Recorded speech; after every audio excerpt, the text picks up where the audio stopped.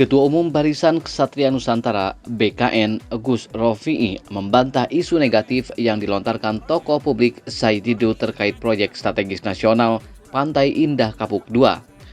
Sebelumnya, Said Didu menyebut program tersebut mempermudah pengembang membeli tanah dengan harga murah. Menanggapi tudingan tersebut, Gus Rofi'i menegaskan bahwa informasi tersebut tidak benar dan merupakan hoaks. Gus Rofi'i memastikan lahan yang digunakan dalam PSN PIK 2 adalah milik pemerintah. Ia menambahkan bahwa pengelolaannya difokuskan untuk edukasi dan pelestarian lingkungan, bukan untuk kepentingan komersial. PSN PIK itu kapan keputusannya? Keputusannya di tahun 2024. Siapa yang memutuskan? Sebelum diputuskan itu sudah ada rapat terbatas dengan DPR, dengan kementerian semua. Nah, luasnya 1.754 hektar. Siapa yang punya tanah tersebut? Kementerian Kehutanan. Kenapa tanah tersebut dilimpahkan kepada pihak swasta? Karena negara ini belum mampu untuk mengelola tanah tersebut. Karena biayanya untuk menjadikan wisata alam, wisata itu, nah ini yang paling penting. Dikira PSN PIK itu adalah tanah yang untuk komersil, misalnya jual rumah, perumahan. Di situ nggak boleh jual perumahan. Yang boleh apa? Misalnya mangrove-nya diperluas menjadi wahana wisata, ada taman safari, ada motor cross, ada Formula One. Karena Jakarta ini sudah penuh sesak, makanya dialihkan ke sana berdasarkan Perpres di tahun 2024. Jadi PSN PIK dan proyek PIK itu beda. Kalau proyek PIK itu dimulai, jenengan kalau lewat nih keluar dari tol, itu pertama PIK 1. Terus kemudian jalan lagi ada jembatan, terus ada kayak menara pagoda atau apa itu. Nah itu PIK 2. Jadi PSN PIK dan proyek PIK itu dua hal yang berbeda. Bukan berarti dengan negara mengatakan bahwa PIK, kebetulan PIK itu di sebelahnya tanah PSN. Tanah PSN itu 1.700 dan bentuknya itu nggak ada bangunan. Bentuknya itu tanah kosong, ada empang, ada tambak, ada rawa-rawa, ada mangrove gitu loh. Lah ini nganggur sekian lama.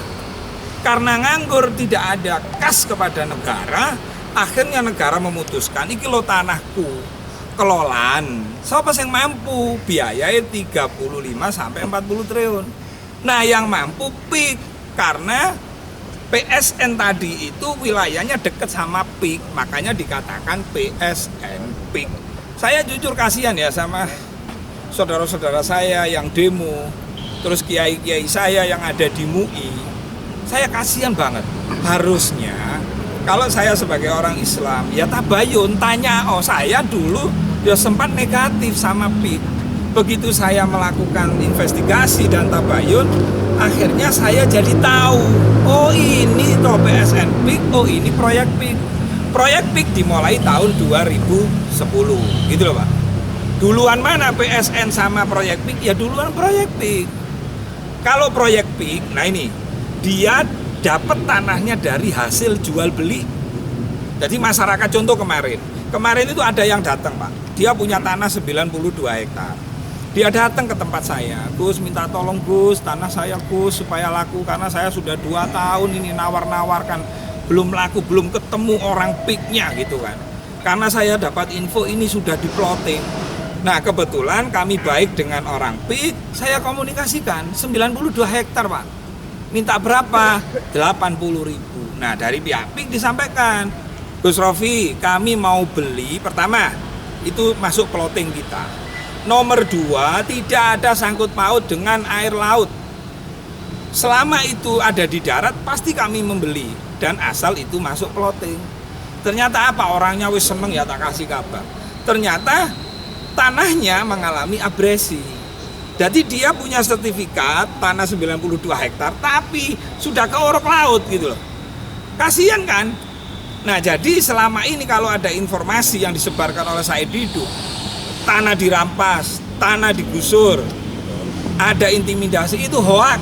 Ayo Pak Said Didu, saya tantang kamu. Mana data orang yang tanahnya digusur, yang tanahnya dirampas, dan orangnya diancam, diintimidasi, kasih ke saya selesaikan. Kalau surat-suratnya itu lengkap, ahli warisnya ada semua, saya selesaikan 1 kali 24 jam.